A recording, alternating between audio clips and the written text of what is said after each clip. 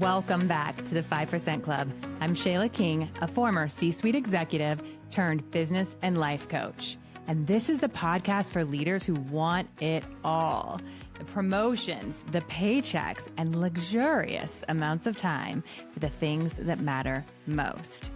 Each week, I'm going to teach you from my performance and happiness formula what it takes to rise to the top without burnout and overwhelm. Work less, make more, and design a life you love. That's what we do in the 5% Club. Let's go. You want to get paid more money, more title, more room to grow. You're ready. So let's talk today about how to actually get it. You see, doing great work isn't enough. Your boss simply cannot say yes to a question that you've never asked. Welcome back to the 5% Club podcast. I'm Shayla King, your favorite Stop Proving and Start Positioning coach. Today, we're not doing my whole playbook on how to get paid and promoted. That's a bigger conversation, and we're going to keep having it. But today, I want to go deep on one move, one shift. It's how you make your boss your ally instead of the person that you have to win against.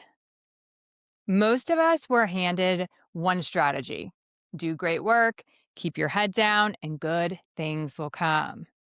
And listen, the work is real. The work matters. But that strategy has a problem. It assumes someone is watching closely enough to connect every dot for you.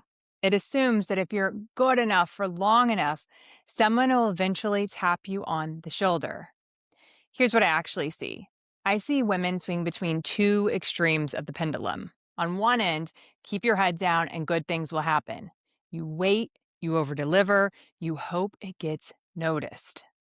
On the other end, you've been underpaid for too long, and one day you say, you know what, that is it. I'm going to come in with all the data and all the evidence and tell them I'm not going to keep doing the work of somebody above me unless you pay me for it. And you back your leader against a wall.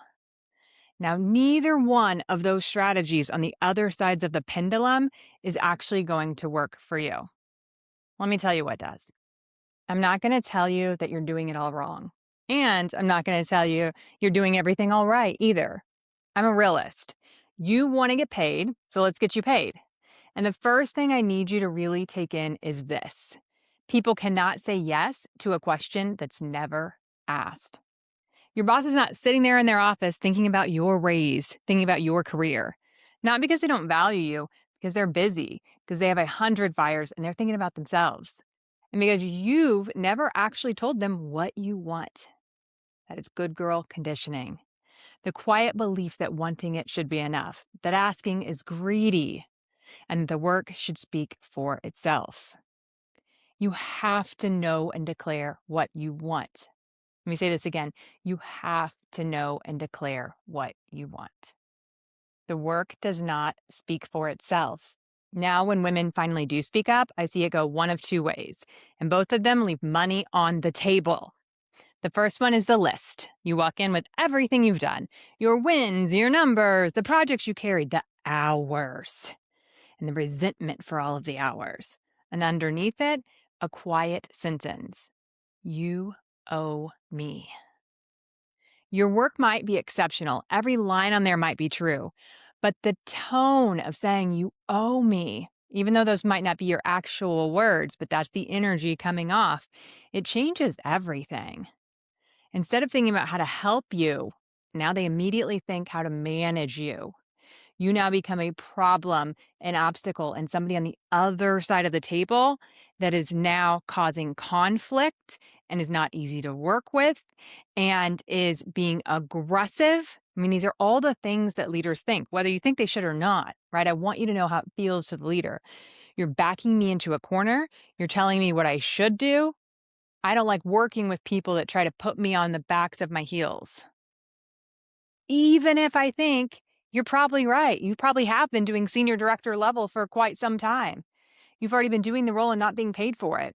But as soon as there's anything in the conversation that is like, you owe me, I've been taken advantage of. This isn't right. You better fix it. What are you going to do about it? or worst of all, the ultimatum, that, my friends, is when you change the entire dynamic between you and your supervisor. And we don't want that for you, okay? The second way I see is quieter. You say nothing at all. You do the work, you over deliver, and you wait. Wait to be noticed. Wait to be chosen. Then the cycle comes around, the number lands smaller than you hoped, and you walk out deflated. I thought they valued me more. Neither of those is something that you can't overcome. There's a third option that I'm going to teach you today. And I want to tell you why I know this so well. Before I coached executives, I was a chief people officer. I made the decisions myself, and I sat in the rooms where these decisions were made across every single function. Promotions, comp, who's next, who's ready. And here's what I watched happen over and over and over again. A role would open up, and the room would start naming people. Who could step into this? Who's ready? And the names that came up were always the same kind of name. The people who had said out loud what they wanted. Brad, who had told his manager, I want to be a VP of operations. The second that role opened, somebody said, what about Brad? Easy and obvious. And the woman who was just as talented, maybe even more so, her name didn't come up at all. Not because anyone had anything against her, but because all she had ever said was, I'm open to what's next. I just love leading people and adding value. And that's lovely and might even be true, but it doesn't stick. When a specific role opens, nobody connects the I'm open. They connect it to the person who named the exact thing. So her name just wasn't in the room. She wasn't passed over. She was never even considered because she never declared what she wanted. So here's the third way. You're going to stop sitting across the table from your boss and having any tension, and you're going to pull your chair around to their side. You want them looking at where you're going with you. You want them sincerely to want you to win. And the way you do that is to bring them in. Be beside them. Let them see the dream. Not the raise, but the full dream. There's a difference. Walking in and saying, I want more money is small, and it's easy to say no to. But walking in and saying, here's where I want to be in 2 or 3 years. Here's the kind of leader I'm becoming. Here's the role I want to play in this company while I build it. That's a completely different conversation. Now it's not I need to make 250 this year. It's, I want growth in my overarching career, including money. And you can still list a number. You're going to decide what you feel comfortable with your boss. And then you're going to say, what would I need to be doing for that to be possible here? Bringing them in, pulling them in. You're not asking them to give you something other than advice, other than being your guide as you go there, other than being a partner who wants you to win and will help you create the path. And it feels really good to a leader when you give them that long-term vision and say, here's what I'd really like in order to provide for my family, in order to see the kind of growth I want in my career. I really want to X, Y, and Z. And it can have that bigger picture. It can say, I love working in this function we're in now, but I'm also open to these 2 functions. And I'd love to get to a VP level in 2 to 3 years. What do you think is missing from what I'm providing today to be ready? Who do you think I should know to be able to improve my relationships and have a better chance of earning that? What knowledge do I need to gain? What experiences do I need to gain? You're calling them into it, right? You're side by side now, and they want to help you get there. And here's what I want you to notice. This isn't only a work move. The same pattern is running in your house. Think about the dual career household that we've been talking about so much lately. You and your partner are both going hard, full careers, full lives, and you're still the one who remembers the dentist appointments, the contractor who's coming, the one holding the mental load, still the one awake at 3 a.m. thinking about the permission slip that has to be signed in the morning. And most of us are running those exact 2 same scripts at home. We either hand over the list, here's everything I do and everything you don't, along with the resentment and the you owe me, or we say nothing. We keep carrying all of it and quietly wait to be noticed. Same trap, different room. Because here, too, no one can say yes to a question you've never asked. And the fix is the same. You don't lead with the chore chart. You pull the chair around and you start with the life side by side. Here's the life I would love us to be living. Here's what I want a Tuesday to feel like. Here's the partnership that I'd love to build with you. What would it take for us to run this differently? You know and declare what you want, and then you call him in to build it with you, or you call her in to build it with you. And what you build together, you both protect. Now, I have to give you the other half of this because it might be the most useful thing in this whole episode. This conversation is also the most honest information you will ever get about your future. Sometimes you're going to share your dream. You're going to ask the question, and your boss will tell you, kindly or not, that what you want isn't possible here. The ceiling's the ceiling, the budget's the budget, the path doesn't exist at our company, or you're way too ambitious and you need to slow down. And here's how I want you to receive that. That's not rejection, that's data. It's one of the most useful things that they could ever hand you. Because now you're not guessing, you're not hoping, you're not waiting. You're not staying 3 more years quietly hoping it changes while a part of you dims. You know. And knowing is what frees you to move on your timeline towards what you actually want. Your career is yours. You have to own it. You have to direct it. You can only direct it with real information. And this conversation is how you get it. So whether your boss leans in and says, let's build this, or tells you the truth that this is not the place, you come out ahead either way. One answer gives you an ally, the other gives you a map out. And both of them beat sitting across a table guessing. And I think it's really important to know there's an analogy about a water bottle. And it's like, water out of a fountain is free. Water at a grocery store might be $1. At a CVS, it might be $2. And at a Cubs game, it might be $7.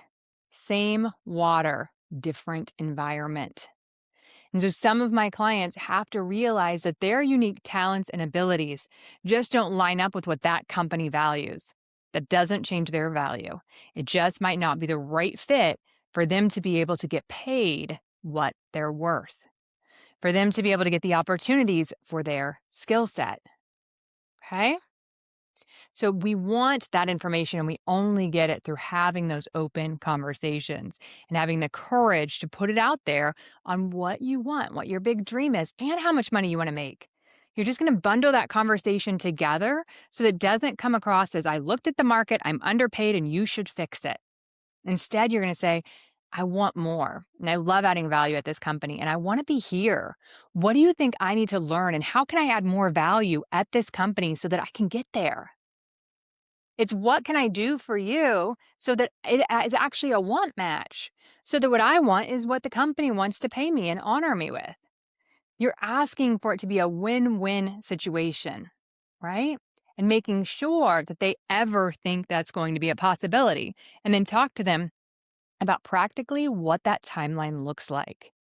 Because there could be some misalignment there too. You could be thinking you're a year away and they could be thinking you're 10.